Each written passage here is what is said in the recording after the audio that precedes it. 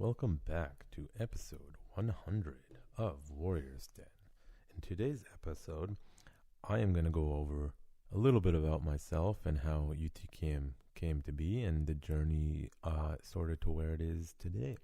This may be of more interest to some of my actual students, but it's for all martial artists, of course, out there who might want to hear other people's journeys and how they got where they are and know that if you had a smooth or rough or up and down journey, that there are many of you like you out there, so you are not alone. But first, this podcast is brought to you by Urban Tactics Krav Maga, turning lambs into lions since 2013. And I'll get into that more later, of course. If you want to support this podcast or its content, there are many ways to do it. The free and easy ways are to follow us on Instagram, Urban Tactics Krav Maga, Facebook, Urban Tactics Krav Maga, and Twitter, Urban Tactics KM. You can, of course, go to our blog, utkmblog.com, and there you will see posts made by me or others that I have convinced to make various posts on ideologies or topics that they wish to.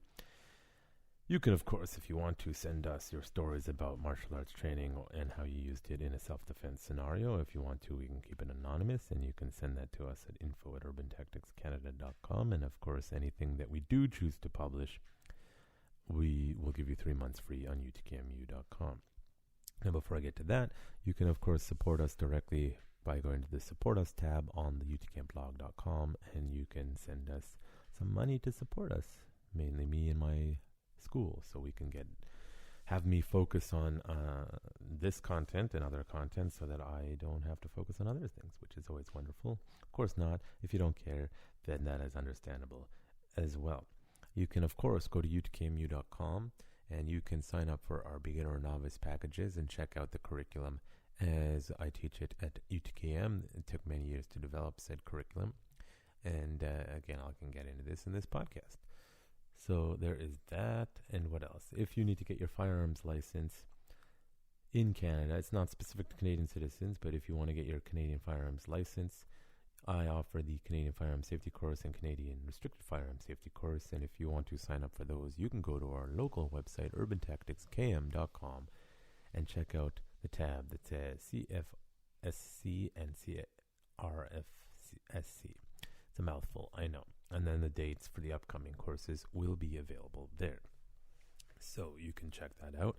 And of course, if you want to train with us locally, you can check us out at that website, urbantacticskm.com. And you can sign up for a free trial class or put yourself on the email waiting list to be notified when we can take students at any given time. Sometimes too many people sign up in a week, so I had to put a waiting list. So there is that. So I think that's it for the basic intro advertisements. So if you didn't know, my name is Jonathan Fader, and I will be discussing my journey on this podcast to where I am today. Enjoy. Krav Maga is not just a self-defense system, it is a way of life. Warrior's Den is a podcast for Kravists, fighters, martial artists, warriors, politicians, and general citizens. Consider this. The society that separates scholars from its warriors will have its thinking done by cowards and its fighting done by fools. Lucidity.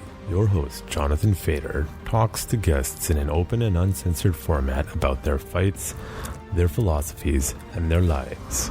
No topic is taboo, and the conversation may start in one place and end in another. As the quote suggests, you cannot separate the warrior from the politics and the world around them, as a true warrior must be a student in all forms of art and science.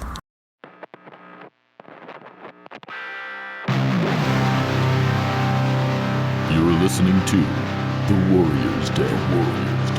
Brought to you by Urban Tactics Krav Maga, turning lambs into lions.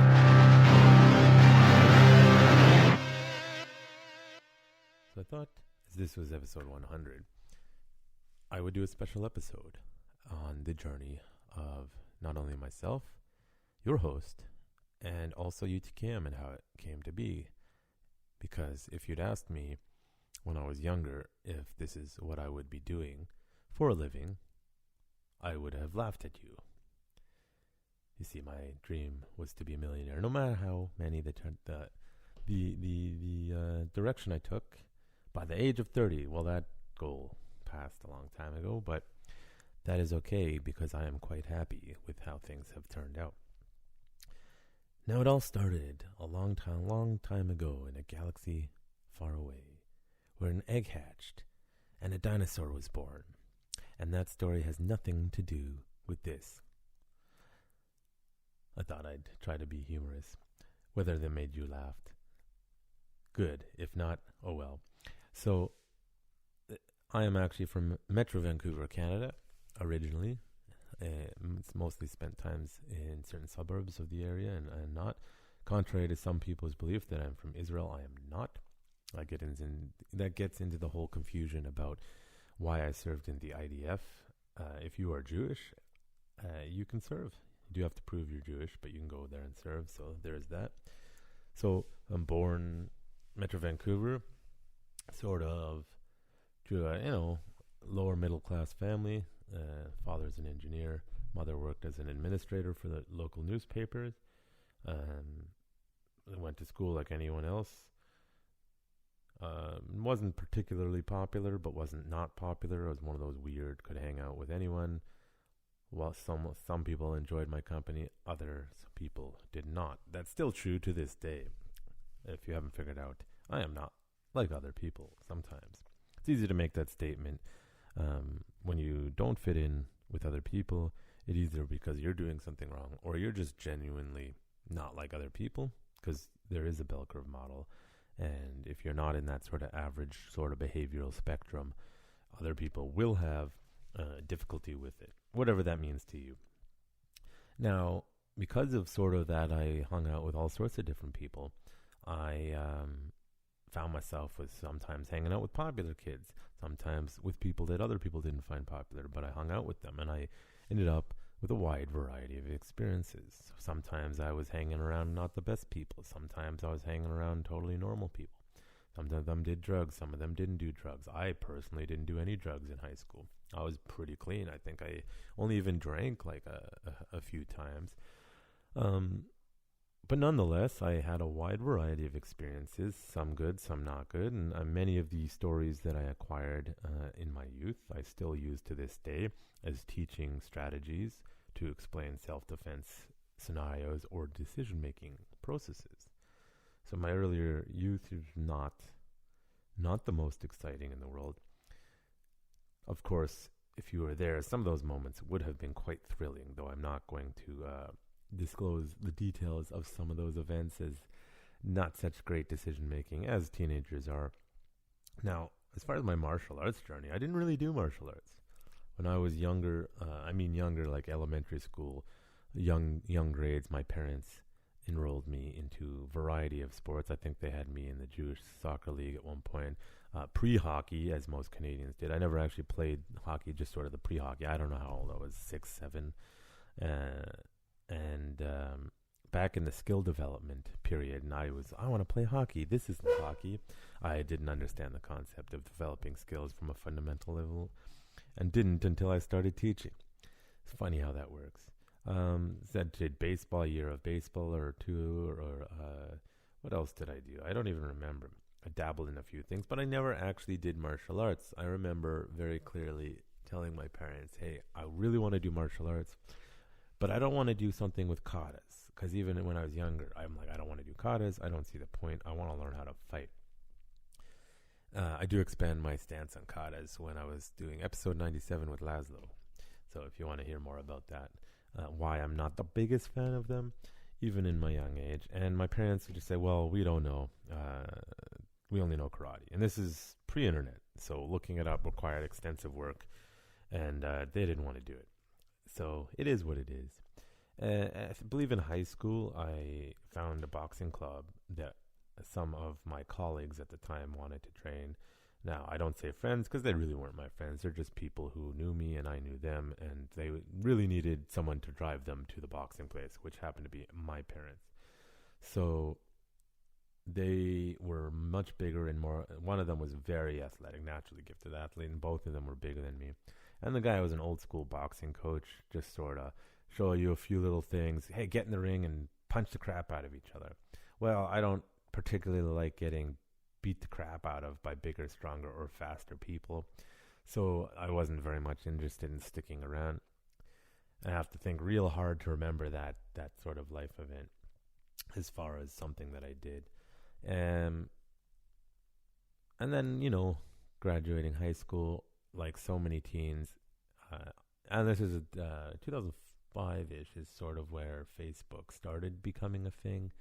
So you still really didn't have very good social networking. You didn't really understand stuff. But at that time, like many people, it's also the time where sort of UFC, The Ultimate Fighter, the Forrest Griffin, Stephen Bonner days. And I, as I discussed in my last episode with Ryan of Advantage Jiu-Jitsu, we were both sort of like, I want to do MMA. But at that time, I didn't have any friends who did it. I didn't know anyone who did it. I didn't even know what to look for. Because there was, only certain schools very far away, not within a range that I was able to get to or wanted to get to. I don't like commuting, surprise. And so I didn't really get too much into it.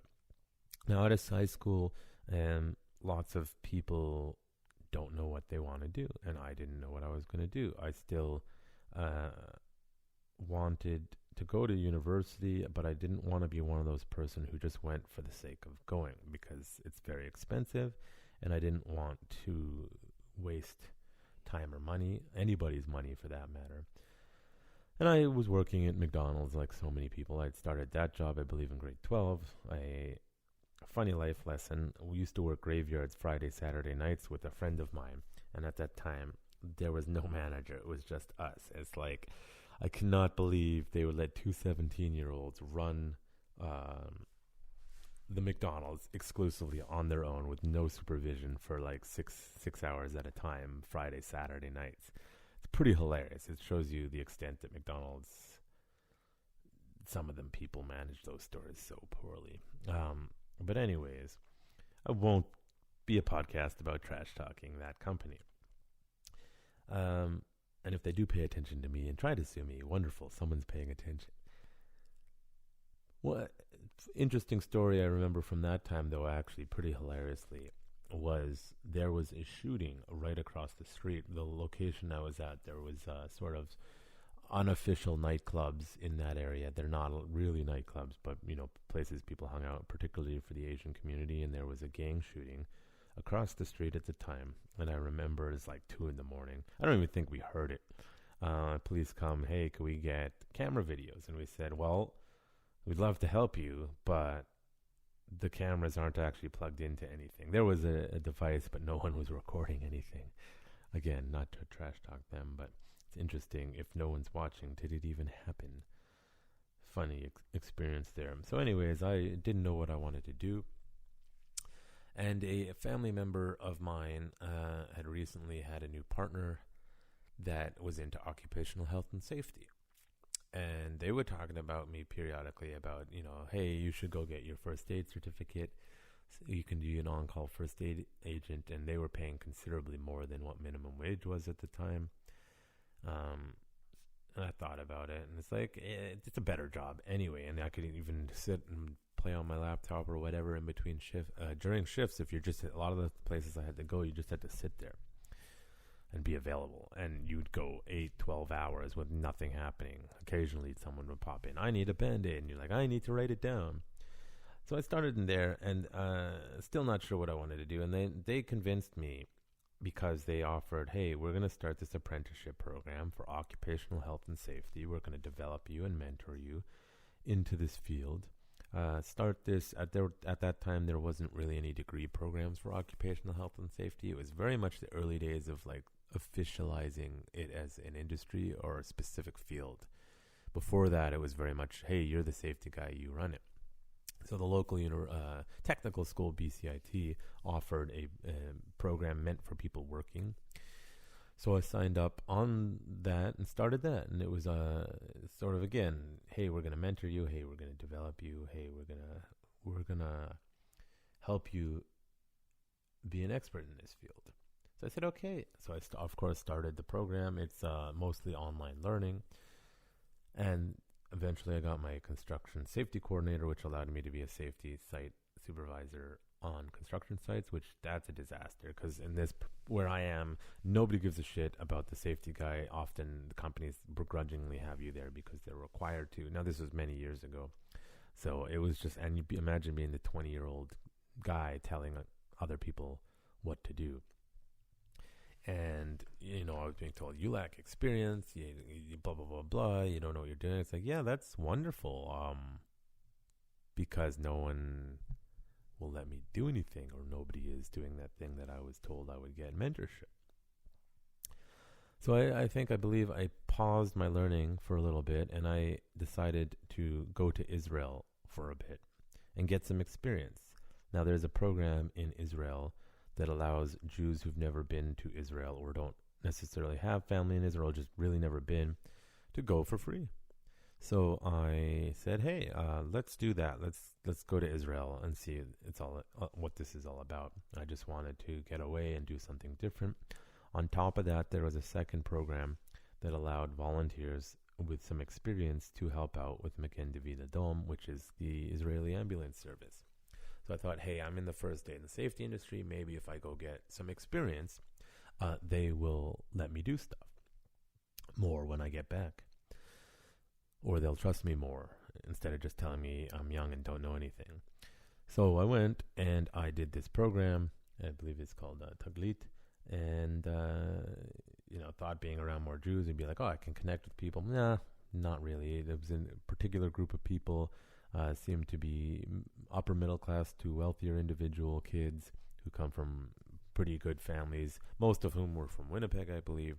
And all they wanted to do was party. They weren't interested in the museums. They had no interest in doing anything significant other than screwing around and whatever. So needless to say, I didn't really get along with them, though looking back, I probably could have relaxed a little bit and partied a little more. But still, at that time, I was still didn't drink too much, didn't mess around, a little bit here and there. And, I was like, okay, well, whatever. Went to do the ambulance thing, and it turns out if you don't have very good Hebrew, it wasn't the best experience to be. So I got stationed after training in Ashdod. I did another 2 weeks training, got a week, I can't remember, but like a Red Cross level international first aid certificate. Don't know where I put it, but still, it's out of date anyway. And then I was stationed in Ashdod. It's, half hour, an hour south of Tel Aviv, some southernmost borders. I'm probably screwing up drive time. And there was a few of us stationed there, and we were stationed we were sleeping in sort of these refugee places. They gave us a room with a roommate in these places where it's basically you share a room, 10 or 15 foot by 10 or 15 foot, and it happened to be in like the new immigrant place. So new immigrants who don't have very money are often housed in these places. So there's people from all over the world who moved to Israel with very little money would be housed in these places. So we were also housed there. It was an interesting experience. Though living in a small room like that with another person you barely even know is always fun. Sarcasm. So the program didn't end up working the way it thought because basically any of us that didn't speak fluent Hebrew when we were waiting on our shifts in the ambulance stations would basically be ignored. The drivers would come and... hey, you come with me. And they would almost always take the people who spoke fluent Hebrew. They didn't want to deal with the rest of us. Now, some of them spoke Hebrew, some of them didn't, the ambulance drivers. I remember even one ambulance driver who would rather go on calls by himself than bring any of us, which I always thought insane, and he was allowed to. The paramedics there are extremely good, by the way. And it was just like, this is ridiculous. And I was supposed to be there for about 3 months. But that didn't last. Now, the only interesting call I believe I had was I was brought to a call of an attempted suicide attempt. I think he just wanted an extra pair of hands. Don't remember the driver, but still. And we went there, and a guy had tried to hang himself with a cord off of the shower curtain rod thing, which you can imagine how that went. It didn't go well, and he did not succeed. So when we got there, the frantic family, screaming and shouting, and I just said, I don't speak Hebrew very well. Why are you yelling at me? And I remember distinctly seeing someone who had a ring around his neck. It had done some damage. And the driver looked at him, checked his pulse. He's like, okay, he's alive. And I'm like, I remember asking him, this one spoke English. It's like, aren't we going to take him to go get checked out? He's like, nah, he tried to commit suicide. This is the police's problem. And we left as the police were showing up. So at that time, whether it's still true or not, I'm not sure. Israel being a religious state, suicide was still technically illegal. So now it's a police matter. It's a little messed up as a Canadian. I just think that was the most fucked up thing. This person was also a drug addict, which they looked at that time very down on. They probably still do from a legal perspective. Whether that's changed or not, I don't know. I haven't been there in a long time.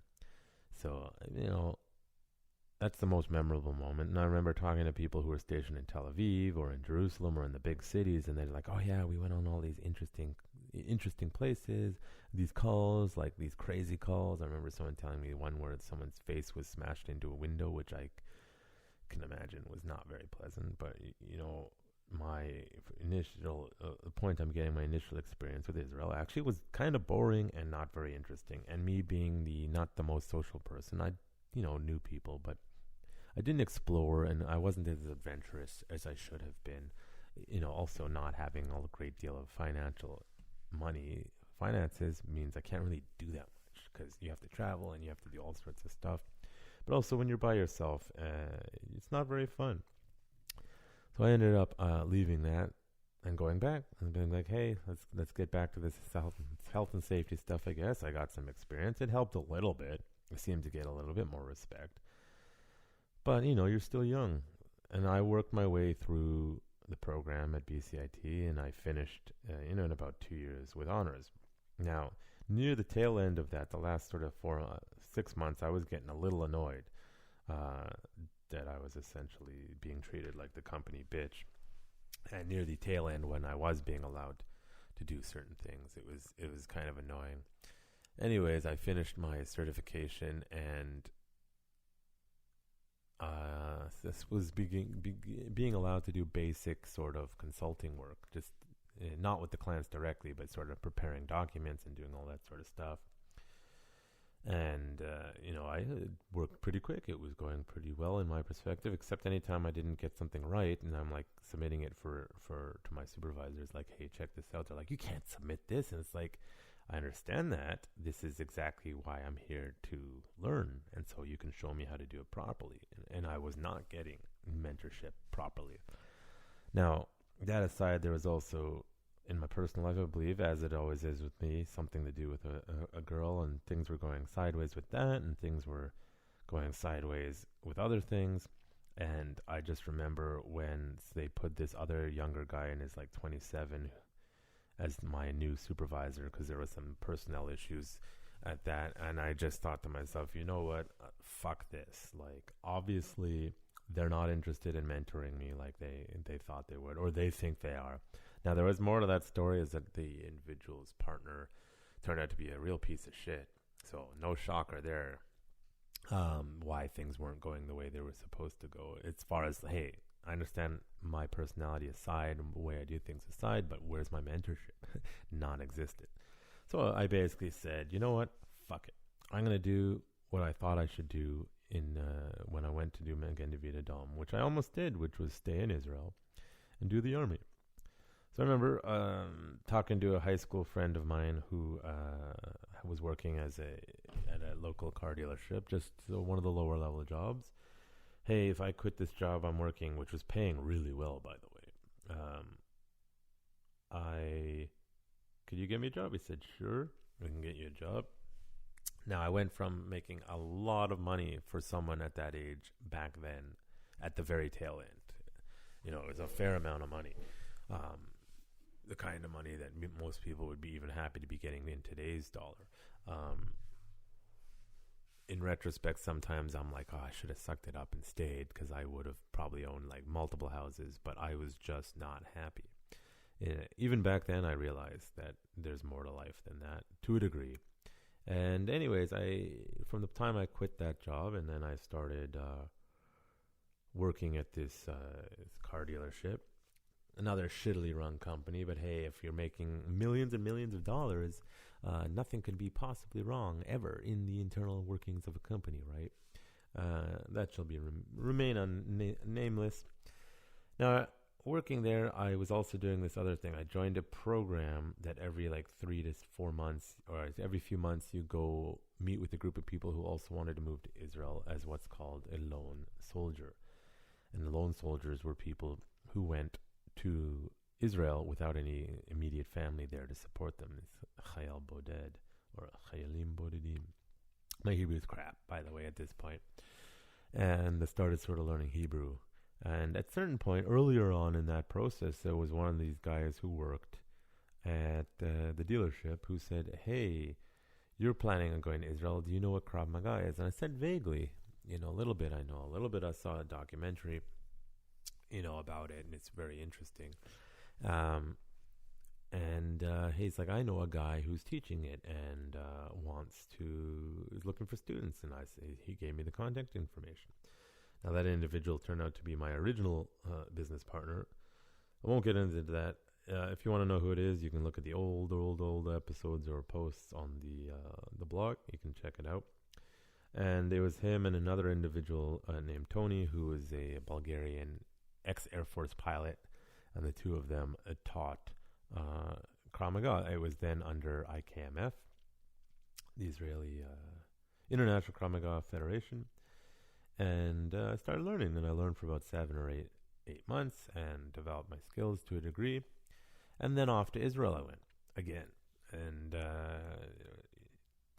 I went to Israel, I believe, in 2009 this time.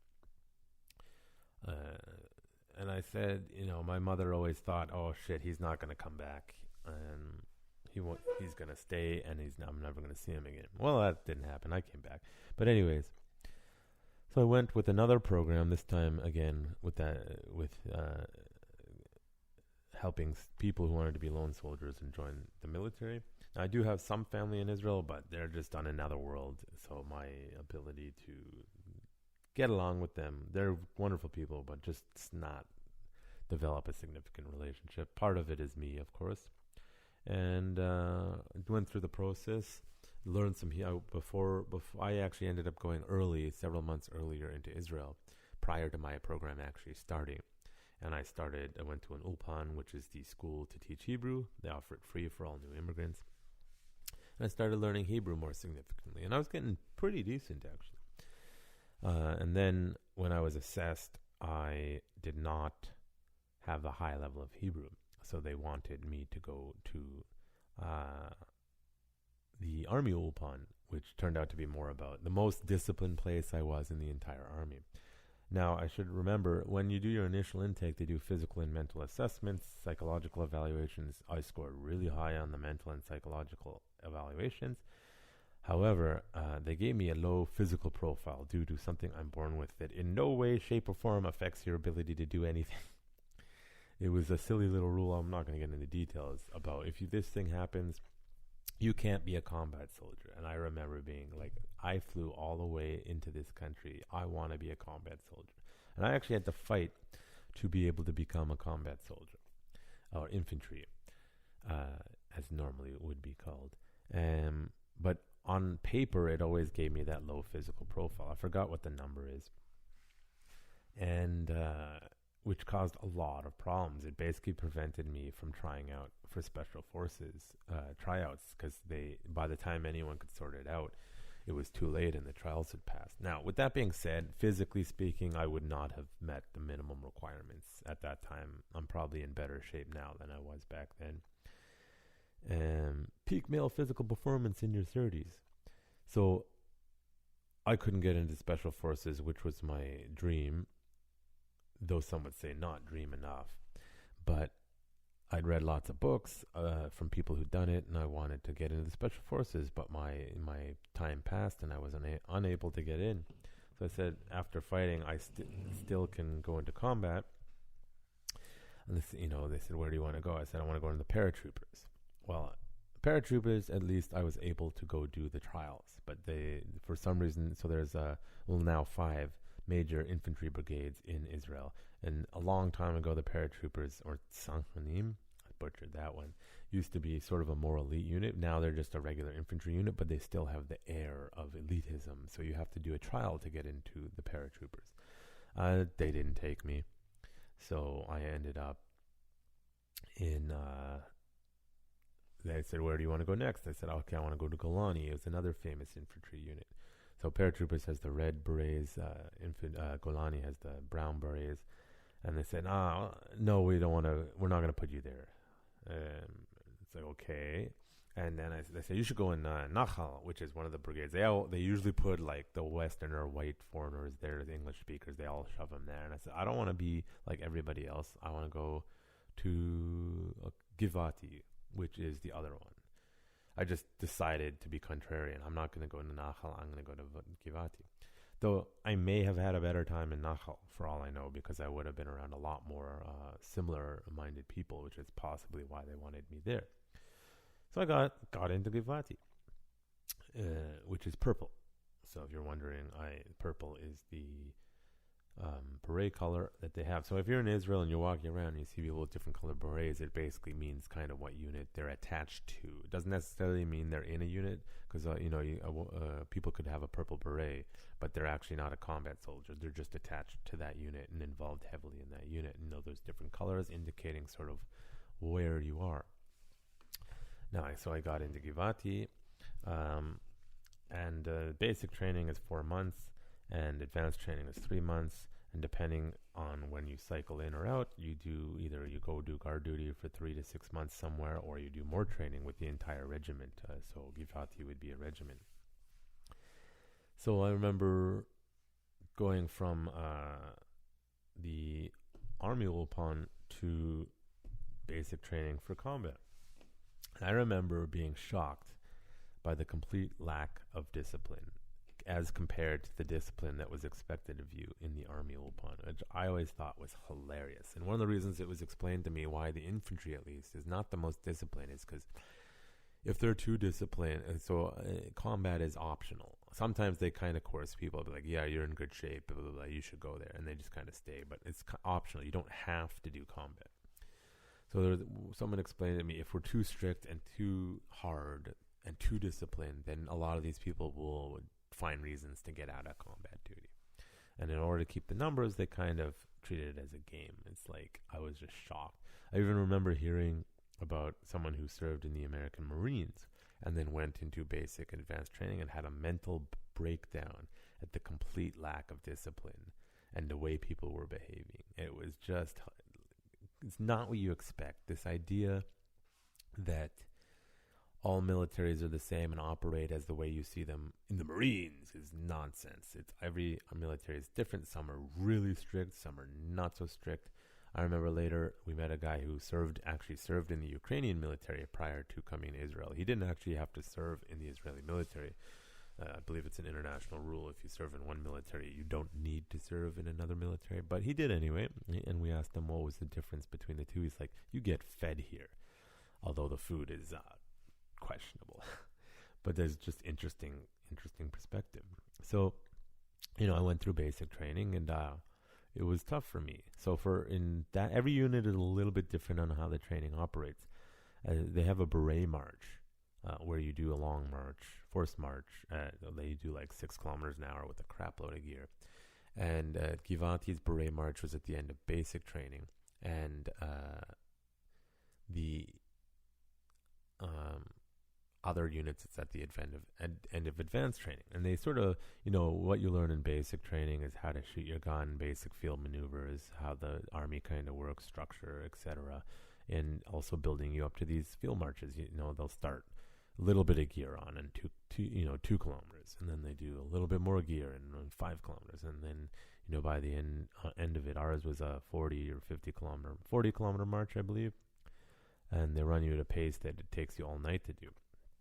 And then we did that about 4 months in, and which is some of these long marches are very hard, and I tell I have no shame about this. It's very difficult for me. I have these short little legs. I'm not a natural athlete. You're putting on way more weight than my body can handle. And I was always at the back struggling. And I remember even there was one time where we had to share, take the burden. You shared certain things, and I said, okay, I'll carry the water jug. Forgot one of the later marches, and there was like 10 or 15 kilometers left, and like I all of a sudden had the worst stomach pains and had to go to the washroom so bad, and I said, I gotta stop, I gotta go, I cannot hold it, and I had to go. Well, I had switched my regular bag with somebody else to take the heavier load of the water tank, and I did not have any toilet paper on me, which I normally keep in the bag. And there I was just looking around. It was like sand everywhere. It's like, I have nothing to wipe with. Well, pull up your pants and you keep going anyway. That was fun. Go another, however long it was, like that. So some of these can be difficult, and there's no music allowed. It's very difficult mentally. You have to be one with your thoughts while being quiet and going at a pace that, for me at least, was way too fast. And I can't remember whether it was near the end of basic training or near the advanced. I think it was just sort of in between transitioning.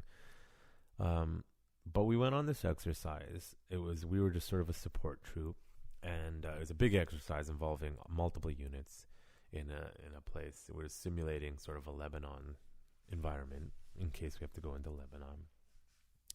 And it was a big exercise, such a big exercise that the head general of the entire military, at that time it was Gabi Ashkenazi, and then Prime Minister Benjamin Netanyahu, whether you like him or hate him, they were there.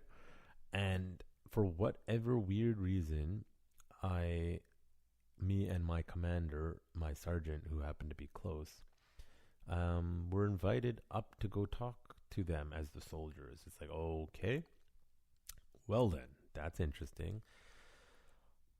I don't recall exactly how the conversation went, but long story short, I mentioned I'm from Canada, and they said, "Oh, you're from Canada. Oh, the Prime Minister is going to Canada in a few weeks." Then, okay. And I think one of his PR guys whispered into his ear, or they decided, hey, you should bring this kid along with you because it'll be great PR because we're going to Toronto and talking in front of all these Israelis and all that stuff. And here I am being me, as I believe they wanted to fly my parents from Vancouver to Toronto and me there. And I was like, no, my parents can't fly. They're sick, which my parents have some health issues. I was like, mainly I just wanted to go back to Vancouver and visit people. I didn't want to just go be used as a tool. But anyways, I went with them, and I remember I met, Netanyahu's wife and his entourage, and I said to someone, oh, that'd be so cool if I could meet then Prime Minister Harper as well. But they're like, yeah, that's not going to happen because that's not going to look good for him. So why would you be seeing him? We're not going to bring you for that. And I was like, oh, well then, disappointing. But I remember they had me. I believe their plan was to bring me up on stage with my parents and make a big hoo-ha of it, but I ended because my parents didn't come and I was just me. They just had me stand up and wave. It was a weird experience. I remember having dinner, being brought along to some dinner, friends of the IDF, wealthy people in Toronto. It was interesting. Anyways, I went back to Vancouver. I do still have signed photos from that day. And later, I found out from a friend of mine who grew up with Netanyahu's son, they actually were not happy with me because I would not play that role. And I remember a lot of surprise, I'm being stubborn with international politics. Shocker. Which should tell you a little bit about something about me, is that I don't really give a crap who you are. I'm not your pawn. So there's that story. But I found out from my friend they were not happy. They found out because he was friends with Netanyahu's son. And I remember a lot of people, when I came back, got very angry that it wasn't them. And I remember people asking, they wanted me to tell a story over and over again. I got very cranky about it. It's like, just leave me alone. I remember one of my commanders saying there was John before he went on that trip and John after that trip. I'll tell you why I think that changed, is I was quite content embracing the suck. Then to be flown, by the way, we stopped in Paris because there was a international summit. And they put me up in one of the nicest hotels in Paris for a day. And then I was flown to Toronto and being treated first class, the only time I've flown first class. And then to Vancouver, first class. Although when I flew with the Prime Minister, it was obviously their version of Air Force One. Just a nothing fancy plane, just like a private plane, big plane for them and their entourage and security. And I came back, and then just obviously noticed an attitude shift. And just because like you go from embracing the suck to not embracing the suck, to the fanciest stuff, world-class treatment, to back to embracing the suck. And then I believe we changed commanders. I forgot. We changed bases, and we were in a place called Nebi Musa, which is in the Jordanian Valley. It's quite shitty, and we were doing all our advanced trainer there. It's hot by that. I mean, just nothing but desert camels and hot. And we were there doing our advanced training, go do all sorts of stuff, go through our advanced training. And then after 7 months, you go do, we were cycling into going on the line being guard duty. We were stationed in just west of Nablus, or Shechem in Hebrew, which is one of the three major Palestinian cities, protecting a Jewish settlement. And my experience there was an interesting one. That's where you really get to see the dichotomy between the Israelis and the Palestinians. Now, I can say, as someone who was there, a lot of the claims against Israel are complete bullshit. However, some of the ways that Israel handles stuff, not great. And often it's just an individual soldier or an individual group of soldiers acting like a bunch of dickheads. One thing I can say, though, is that by law, the IDF, the Israeli military, can arrest Jews in the West Bank settlers or not, but politically they will not. It's just a disaster politically, because the religious people in Israel have a strong political power, as in there's never been a coalition government in the entirety of the country without appeasing the political right religious people. So even if some of the settlers are acting like lunatics, which they do, because I remember there was one time they slashed my lieutenant's Hummer's tires, then nothing happens to them. Of course, as you know, if Palestinians go after Jews and they don't stop, they'll probably get arrested. So that's one thing I can say. I did not agree with the double standard. It's like, hey, you're being a dick, you're going to get arrested either way. The claim that we were not allowed to arrest them is false, because we had authority there to do so. So there's that. But I remember this time being mostly about a game of cat and mouse, as in every week you'd have Palestinian kids come out, start screaming near the settlement, 100 meters, 200 meters away. This is a lot of rolling hillsides, by the way. And sometimes it would just stop there. Sometimes you'd get, hundreds of them gathering just to scream and shout, and we would stand there and just wait. It's usually when they started throwing rocks or started progressing, we'd throw tear gas. Now, actually, at first, we didn't even have tear gas. Throw, whatever, shoot. But there was one incident between that where there was there's these certain days every year where they particularly want to protest and be aggressive. By they, I mean the Palestinians. And there was about 100, 200 Palestinians trying to charge our encampment. Now we had, or the settlement at the time, there was about 6 or 7 of us on the fast alert squads. There's always at any given time a group of people who's ready to go, like a whole squad of people. Just to be ready, you're not allowed to take your boots off. You have to be ready. Call, boom, you gather and go. So it was a lieutenant, my sergeant, and 4 or 5 of us. We didn't have any riot control gear, none. And they had slings. Now, you say, oh, they have rocks, you have guns. Okay, we did not want to shoot anyone. And they had slings, and we see rocks flying past our heads at very fast speed. If you get hit, you're going to go to the hospital. And we didn't know what to do, and we said, I think the lieutenant said, okay, follow procedure, fire in the air first. And then he told my sergeant to do it instead of doing it himself. What a jerk. And then they were still advancing, and I said, as my sergeant's okay, I'm going to fire in the air. And he's like, what, just you, not all of us? He's like, no, the lieutenant said me. It's this is ridiculous. So I said, okay, we should all do it. He's like, okay, fine. So we all shot in the air, bang, bang, bang, bang. And then you hear the lieutenant on the radio ceasefire, what are you doing? I just said one of you. And I think it was the right thing to do, because it showed that we are not, we will stand our ground, and they backed off. I remember after that saying I went to my captain, who was then former Duvdevan, this big Russian guy. Duvdevan's an undercover unit in Israel, who was our captain at the time. Because you switch captains and you switch lieutenants periodically, depending when you switch bases or who's doing what. And I remember being very angry that there was no riot control. I'm like, do you intentionally want to create an international incident? Whether it was because of my complaint or other people's complaints, that we ended up getting tear gas and rubber bullets for the remainder of our time there.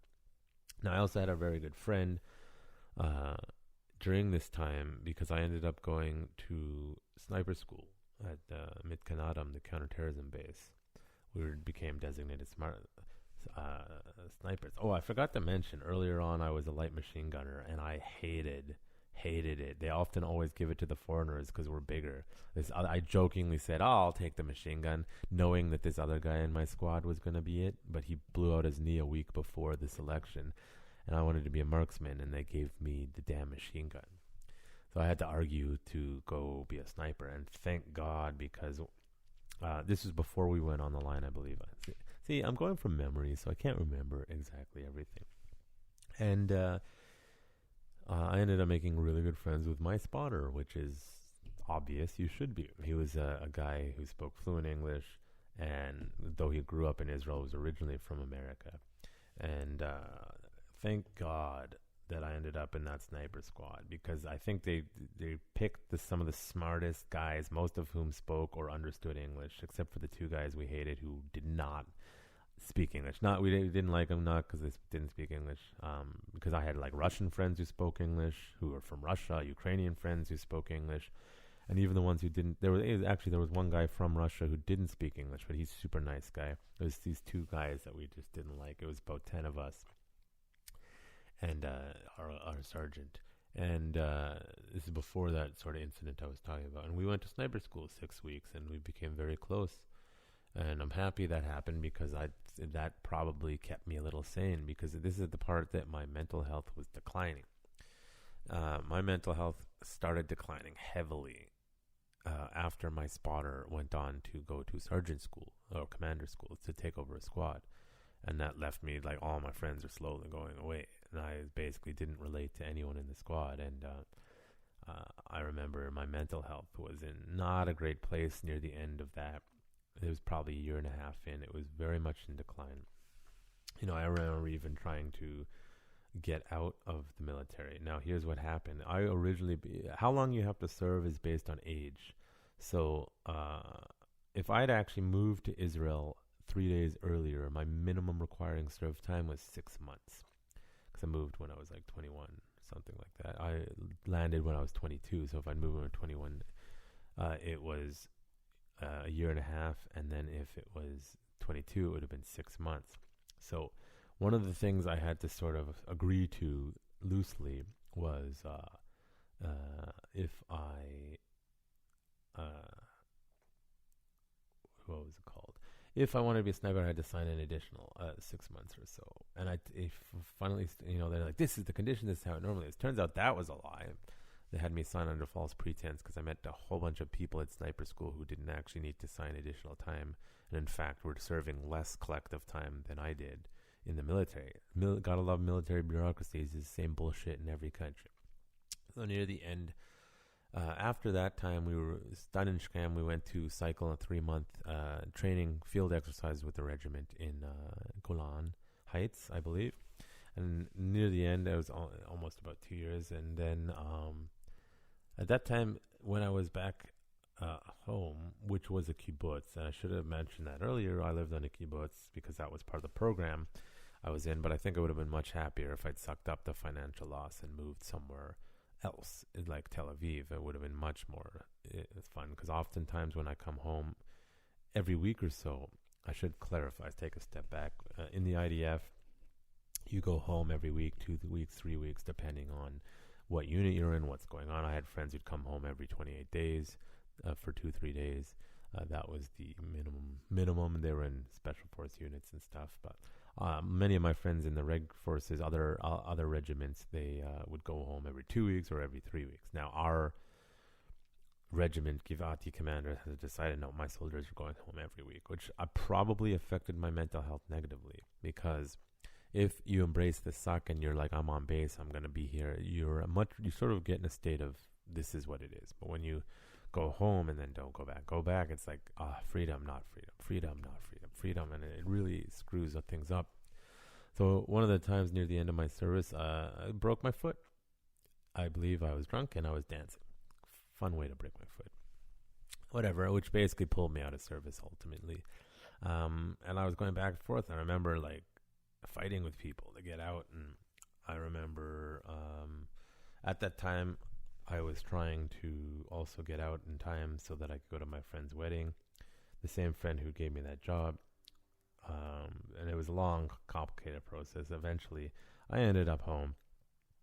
And that was it for me there. Now, a few things. I was in not the great mental health place. I had just been away from everyone for 2 years. I'd come back once or twice, I believe. I came back twice during the time I was in military for a week or two. And but after my service, I came back in Canada, and I think I literally did nothing for like 4 months. I just sat there, watched cooking shows of all things for the most part, because that's all that was on during daytime television. This is pre-Netflix, I think. And I just sat there. It's probably a good thing I did that. Now, what I started to realize, I was having a little bit of a hard time adjusting and trying to make friends with people who'd basically continued on with their lives that didn't really, I'm not even sure a lot of them liked me in the first place. So that's always fun. But then when you start to see they'd moved on and they'd gotten used to you not being in their lives, and when you try to integrate back in, it didn't go so well. You know, some people accuse me of having PTSD. Turns out it was depression, because I had met this girl that caused me to have a manic depressive episode. And that was a fun time. But let's step back. When I came back, it turned out that my original training instructor had started teaching again. And I started to learn. I'm trying to think. There's a gap in my memory. See, our memories are fading. I can't remember if I started training with IKMF Marcus Torgerson before they started up again.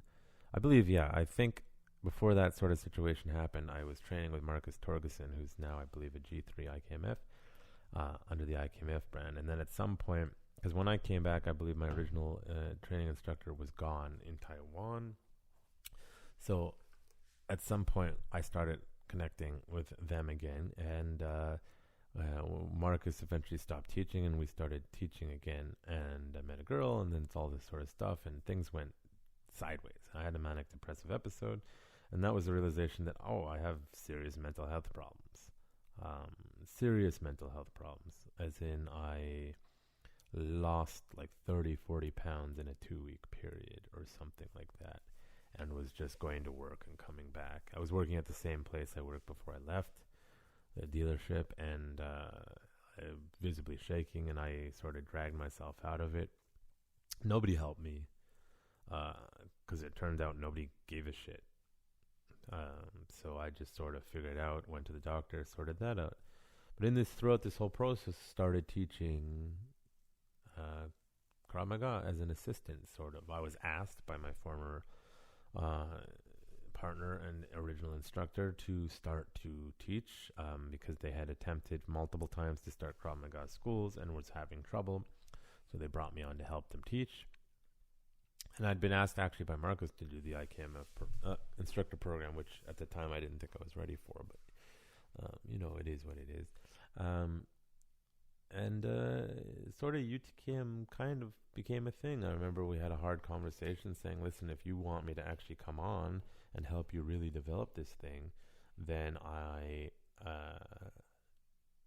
want to come in as a partner. I'm not just going to put resources in to this. And so we actually started it in 2012, but then when I came in as a full-on partner,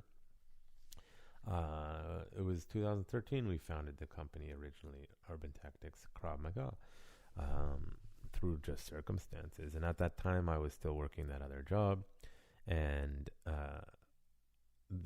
for reasons I won't get into, I did not continue with that job, and I was sort of forced to decide to go 100% into the company. Now, full disclosure, I probably didn't do as much work as I could have done to develop it. I wish I'd known what I knew then, or what I know now then, but it is what it is. And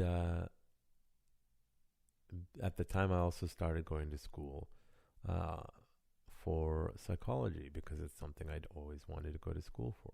Now, we originally started, when we started teaching, we started renting out of some other places, their former MMA gym, and disputes didn't work. And then my former partner found where I now teach out of now, Budo Mixed Martial Arts, with its original owners, Scott and Mike. Mike now is the owner of Budo Mixed Martial Arts Burnaby, where I still teach to this day out of that space. And we developed, and it's like, oh, there's, actually something to this. We had like 40 students, 50 students, and like I built a website. I started building the social media at the time, and building the programs. And we also then, at some point, about 7 or 8 months in, that my former business partner introduced me to these other individuals, had, quite a bit of money. They were interested in having us come in as a training division, and said, hey, you can rent space from us in another place, our office. We have some space downstairs you can rent to start a school. And we partnered with these new business partners, and that gave us a school in another suburb. And it went from there. Now, again, I wish I knew all the stuff I know now about running a business, because boy, did I and them make tons and tons of mistakes. Financially, some of which I'm still to this stage was trying to deal with. And it sort of comes back to that initial thing. In the absence of mentorship, you are going to be bumping and figuring things out as you go. And this idea that everyone can do that and become successful on their own is not true. Some people need a lot more failure than others before they'll figure it out. And some people can jump right into it, figure stuff out, and grow. And there's a lot of problems along that way. So often when people are like, why don't you do this? I'm like, I got to explain to you all these other problems I got to fix before I can do what you want. So anyways, we started building, and we were like, oh, let's teach people, let's build other instructors. Because the model in Krav Maga up and then was literally run a 3 to 4 day instructor course, and you can certify people. So under us, I was like, I don't want to do that. I want to develop a proper instructor program, something significant and serious. And so that's when the sort of instructor program started out. It usually took people a few months to do it, and I've since expanded it.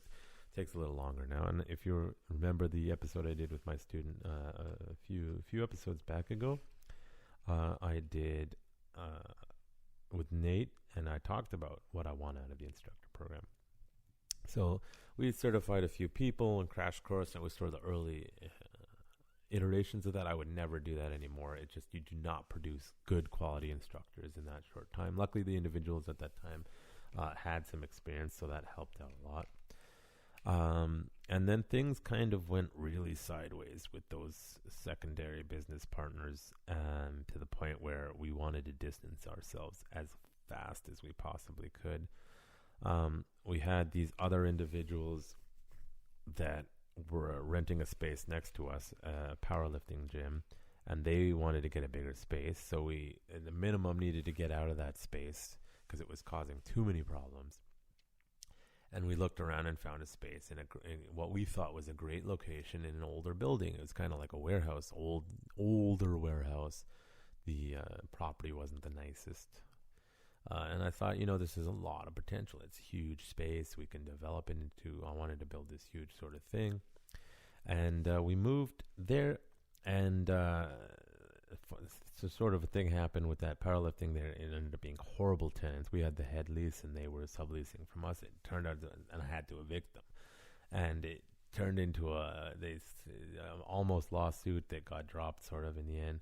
But I ended up using that lawsuit to sort of leverage and get rid of the other partners who really didn't know how to buy out, because they were like, you need to buy us out for X amount of dollars. And we're like, are you insane? Like, that's not justifiable. It was like a lot of money. We're like, you guys are on crack. So we're just like, you know what? Between me and them, we had majority. So we just hold on. Me and my original partner, we would just hold on. Eventually someone came along I decided to buy from them. Don't know why. Why people buy into companies that aren't making exorbitant amount of monies and are doing okay but not great. It's what it is, but it was very helpful. Used the lawsuit to leverage, got them to sell for a reasonable price, got a new partner. Great. And here's where things start going sideways. So as I mentioned, I have a lot of mental health issues, which I've been working on over the years. And I can say, and this is not an excuse, this is just reality. When people have mental health issues and they're having problems and nobody wants to help them grow and be better, and it's totally on them, it's going to be a long, long journey. And it actually wasn't until and I've always been working on it, therapy or other stuff here and there. It wasn't until I found my wife, not current wife, my wife, and then through our own personal issues, we've developed to be much, much better people, hence the reason we're married, despite, always the typical marital disputes. But that location basically was too big and had too many problems, and we weren't generating the student base that we wanted to. On top of that, there were serious problems on a personal level between me and my original business partner. They have mental health problems too, which were not being resolved, and there was a lot of personality conflicts. Yes, I want certain things out of this company, as in I want to build something more than just a typical Krav Maga school, which caused a lot of conflict.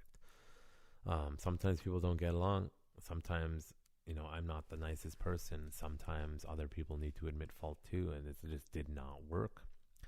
And eventually it came to head. There was an incident, and then we had to part ways with that original business partner and my original instructor. And that kind of happens. And another person came along and said, "Hey, I'll help you," and he bought them out, and then ended up buying out that first business partner, the second business partner, because they wanted to help the school. Okay, it's great. Now it's just me running the show essentially, and now it's actually a few years of conflict between all the instructors and us, and it definitely caused hindrance in growth because the environment of the school was not cohesive. There was conflicting messages to students and instructors between the two heads, and things just didn't work out. So we parted our ways. And the iteration of sort of UTKM that you're seeing now is what I've always sort of wanted it to be. In that I'm developing more than just the physical self-defense. It is far more than that. So that's sort of a summation of my journey to here and a little bit about that. Obviously, I'm not going to get into the details beyond what I said. We just don't need the conflict. If you know who the parties are involved are, then so be it. But if you want to build something, everyone needs to be on the same page. And if you look at any company, often the founding members, they break apart. And obviously the journey where we are now, getting out of COVID, has been very difficult. Put more online, but the goal still stands of turning lambs into lions. We want to build this. Well, I want to build this into a place, as I was explaining in the previous episode with Nate, that I want Urban Tactics. One of the reasons they settled on the name Urban Tactics is because as the urban population is increasingly, or the human population is increasingly becoming urban, we need new tools to learn to better defend ourselves. And I wanted to take a more holistic approach, give you the skills you need to personally defend yourself physically, give you the mental health skills to defend yourself mentally, and also have spiritual and other skills to do. I wanted a holistic approach because the world is changing, and you can't just punch people in the face. And that was one of the reasons that we settled on the Urban Tactics. As well as, I should get into the logo. The logo is a combination of my Army insignia, which was a fox, and their Army insignia, the original business partner, was a flaming grenade. And also there's a famous biblical story, Samson's firefox. So we came up, I believe the former business partner had a graphic designer friend at the time who came up with the logo for us, which was the UTKM shield, to represent a whole bunch of things.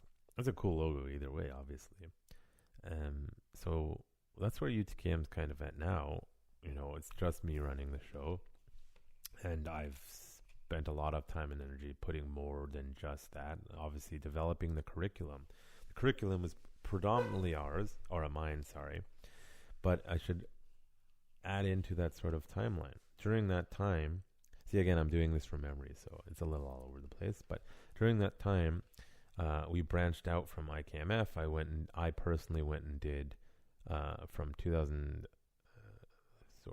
14, 15. I did instructor courses with Nir Maman of CT707. I did instructor courses with Leo Offenbach of CKMI. I did not instructor course, but I was given an instructor, basic assistant or whatever, the baseline instructor certification from Moshe Kass after being introduced to him. Later on, I, of course, went and trained with IKF, Amit Himmelstein. I continue to train with, when I'm able to, them, because I like the organization.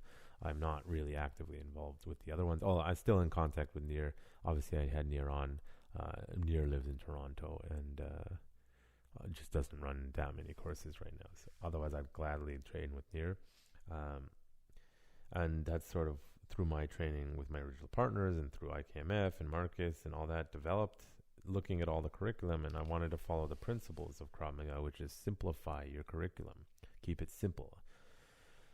And eventually realizing training with other non-traditional organizations, I realized, I don't like this over-bloated curriculum. These are not connected techniques, and I started refining what we're teaching at UTKM, which did cause some conflict as to what we should teach, and I had some former instructors, get pissed because they're like, I just learned this stuff. I don't want to have to relearn it, which is like, that's the wrong attitude, man. Sorry, because Krav Maga is supposed to evolve and you're supposed to change. And so the curriculum is a mix of all the things that I've learned, not just from that, but also the other martial arts. For example, I started jiu-jitsu in 2012. To go a step back again, in 2012, when I came back from the army and I was sitting around, back to that sort of story about the wanting to be the UFC fighter. I was watching UFC at a bar, and there was a sort of a jiu-jitsu school that was there presenting, and I was like, oh, cool, and signed up, started my jiu-jitsu journey there. Again, started the same place where Ryan, on my last podcast guest, Ryan Kitchen, started at, and met him there originally. And it's sort of been that journey. I'm now trained under, of course, Budo Burnaby, Mike Hansen. So I draw from all of my experiences and start looking what techniques work. And often, sometimes techniques in the curriculum do this because it works, or do this because I teach it. And I started noticing some of my students had trouble with stuff, particularly the smaller students. So I would try to find the techniques that work for as many people as possible. Obviously not everyone. Some people can just power through stuff. Some people cannot. And through the experiences and training with all these different organizations, as well as my dabbling in other styles, not that I'm an expert. I've done seminars here and there, in other styles. I said a little bit of boxing, kickboxing, all that sort of stuff. And you try and say, okay, how do we adapt the curriculum to cover the most possible situations while maintaining the minimal possible techniques and connecting them all in a way that's built on top of each other, not just a mishmash of random techniques that don't connect together. So that's sort of the philosophy of the curricular development, and how it's been an ongoing, evolving process of how I want to teach the curriculum. I think I'm in a fairly good place on how I've developed the curriculum that I'm teaching. If you're wondering where the curriculum comes from, it's a mix of multiple Krav Maga organizations. I took what I liked, got rid of what I didn't, and I literally teach as minimal as I possibly can to get maximum results. I expect my students to be able to fill the blanks on their own. The classic, what if this, what if that, what if this? Well, if you've been doing Krav Maga 10 years and you're still asking that what if question, you're either being a jackass, just trying to trap the instructor you're learning from, or you genuinely don't understand, in which case maybe go train somewhere else. So I want to teach minimal things while focusing on principles technically minimal things, so that you can fight your way out with minimal knowledge and capabilities for maximum effectiveness. So that's sort of the story of where we are today. And obviously COVID threw out a massive curveball. It finally solved all the drama and all the chaos that was before, and then COVID-19 came along. But I'm quite happy now at the way things are, and getting back to that mental health thing. Often people, and this is going to sound cliche. So here's the thing about cliches. They're cliche because they're so common and nobody wants to hear them. They're not original, but if they keep popping up as narratives, there's some truth to them. So the cliche is, let's say I'm wildly successful eventually. I'm like, oh, it's because I kept doing it and I stuck through it and I didn't quit, right?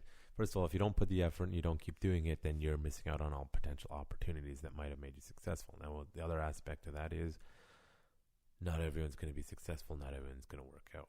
So here's the thing. For me, with all my mental health problems and as well as my social problems, I've talked about my social anxiety and my issues socially before on the podcast. I have no shame in discussing this, nor should you. Acknowledge the issues and work on them. People don't like me, then I don't give a shit. You don't like me, don't like me. You want to be around me, great. If you find benefit in me being in your life, awesome. So for me, one of the reasons I kept going, despite all the obvious problems, is my mental health. Because for me, it was my rock. And I've said before, if I didn't have this, I don't know what I would have, and who knows what I might have done. But I kept doing it because for me, in my world, obviously I'm continuing with Krav Maga, that it's what kept me going. Because whenever I would sit and say, I don't have anything worth living for, if I ever had that issue, then I would look at my students and how the ones that are choosing to learn from me have greatly benefited from it. And I said, okay, my students are what are going to keep me going. So obviously the theme of mental health is something I discuss all the time, but in a less woo-woo bullshit Fruity Loops kind of way that a lot of people like to discuss it, because I think people are full of shit. I mean, how can we operationalize this to make it functional for self-defense? And yes, for those guys we don't want to talk about it, you need to talk about this shit. But for those of you, it's like, how do you feel? It's like you have to have a balance between the practical reality of the world we live in and also that, yes, mental health factors into a lot of things. So for me, UTKM wasn't just a school. It was my identity and what kept me going as a means to, I am actually good at something. I am useful in this world, even if I'm just helping a handful of people. And for me, I had a student the other day that I was discussing with, and I was teaching them knife self-defense, basic knife self-defense, not knife fighting. Knife self-defense and knife fighting are two different things, guys. And they said to me, John, you're really good at this. You understand this. You taught it in a way that makes sense to me, and that why they kind of had the premise that learning knife stuff is not practical self-defense, and they're like, you actually made me understand why this is super important to learn the way you're teaching it. And they said, John, I think you found your calling. And I said, I know, otherwise I wouldn't be doing this.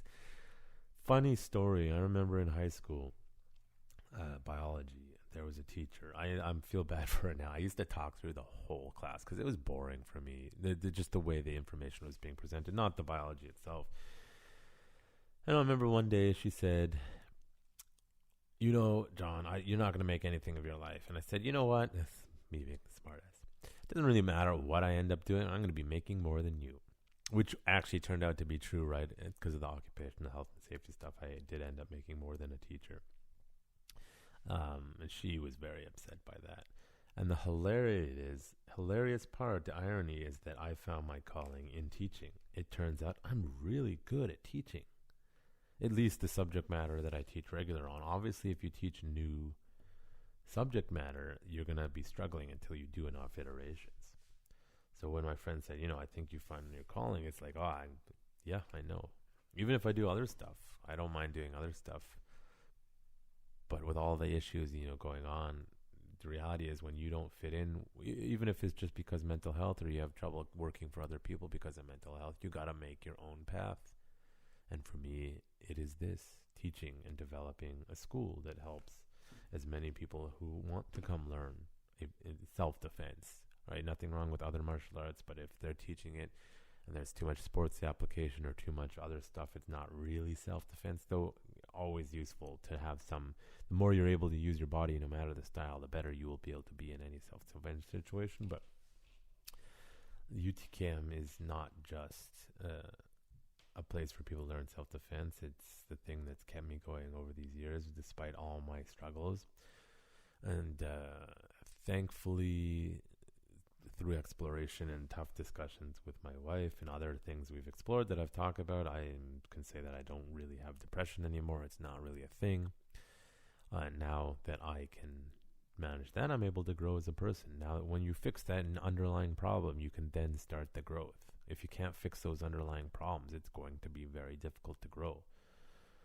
So, as I said, this podcast is probably of more interest. This episode is probably of more interest to my students. But for those who are interested in this, I hope it's been helpful, just so you kind of understand how UTKM has come to be and where it's at. And maybe every 100 episodes, I'll do another check-in to see where we're at. I could have certainly been a lot more detailed in the aspects of my life. However, for the sake of not saying things I shouldn't publicly on record, and I don't have notes to write, fine, I'll probably do that next time. But for those who know me, I'm very free-flowing. And this podcast, by the way, I should talk about this podcast. So I actually started this podcast in 2015 when I realized that podcasts were very viable. And the reason why I stopped for about 2 years was mental health. Just too much chaos in my life. I started this podcast again during COVID because I thought people need to have these conversations. Also, I have more free time and I need to have conversations with people. Because one of the things about myself is I talk out loud. I work through my thoughts through verbal communication often. So sometimes I'll say things that it's not very clear to people, but I'm actually working out my thoughts. And for me, podcasts have been very helpful. I discovered podcasts in 2011 when I broke my foot. Joe Rogan podcast.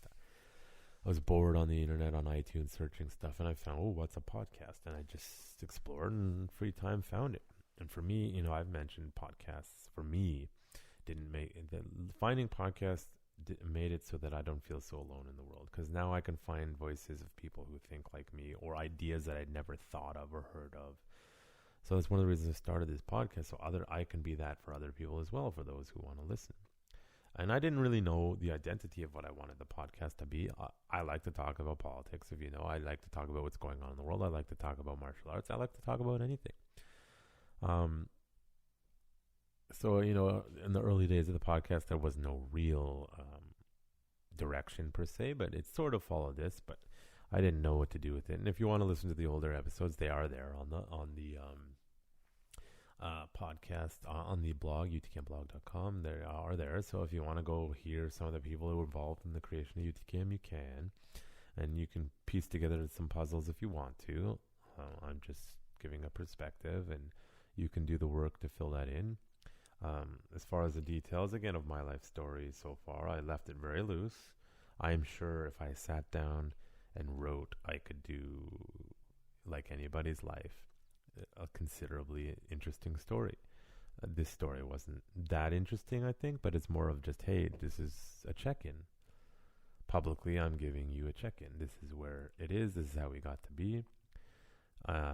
With that being said, when I was younger, one of the decisions I made about how do I want to live my life, and I said I just want an interesting life so that if I died, someone could have enough to write an interesting biography. I'm pretty sure that if we delved into the various little details of my life, we could have a fairly interesting biography at this point. Maybe one day we'll sort that out where I'll actually go through and try to remember the details. It's a real shame. I kept a journal. The only time I journaled was when I was in the military. I lost that, unfortunately. I think I left it at my now. What everyone has a crazy ex, and I thought she was bipolar allegedly. So everyone has one of those, and I believe I left it at their place when we broke up. The second time didn't work out the first time. It might not work out the second time, although I say that I dated my wife and then we broke up and then got back together when we realized life is much easier with the other person in their life for a variety of reasons. So unfortunately, I lost that journal. I wish I was able to find it, but no, I lost the journal of my Army experience. That would have been very helpful looking at how I was feeling and how the details of the experience. Because as I said, this one is very much from memory. And as we all know, eyewitness accounts, well, as you may know or do not know, because as we all know, it's a too much generalization. Eyewitness accounts in the human memory is faulty. Some of us are better at the other. As I get older, I'm not doing as well. I used to be able to remember conversations I had with people quite well, and that did well socially when they can't remember what they did yesterday. And now I'm at the point where I can't remember what I did yesterday, so it is certainly interesting. So, I mean, I guess that's a good point to stop. I had no idea how long this was going to take, just going through sort of a general run-through of my life, general storyline of where UTKM, how it got to where it is, for those interested. Again, let's call it a check-in episode with this school and what's going on, and I'll probably do it every, maybe let's say 100 episodes if I remember that, just so you can have an idea. And again, part of the reason is I am one of these people that has no problem putting it all out there, and a lot of people really struggle with that, and I think humanity will be so much better if you stop being stoic, you stop pretending, we just say what we're feeling, and if you hurt someone's feelings, then too bad. Then you don't need to be in each other's lives, or you can work through it. Both are viable options. But the resentment and the not being honest and the pretending things to look better in the eyes of others and all this stuff, and going with groupthink just because and all that is going to be a disaster. So I hope that me putting myself out there continuously helps you to do the same, because doing so will help you work through you don't have to put it on record like this, but you can, putting yourself out there, stop holding it back, grow and develop and be a better human being. So I hope this check-in and sort of loose history of my life in UTKM has been useful for you. And for those who've listened to me from the start, thank you. And for those students who've stuck by me, thank you. You don't know what it means to me. For those who've chosen to stick by despite all the drama and chaos, such is my life. So thanks for listening, and for those who have continued to support.